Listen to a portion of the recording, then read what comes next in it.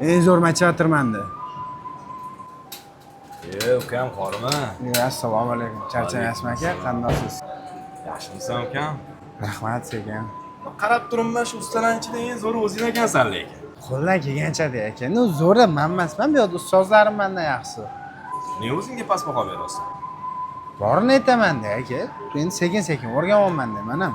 Bunaqa nimaga? Men professionalman, zo'riman dedi. Ustozlarim bor bu yerda. Nima deyman? Borini gapiraman-da aka. Men ham zo'r emasman. Sen gap tushunmaysan shekilli. Men zo'rimanman deb. Nima bo'ldi sizga?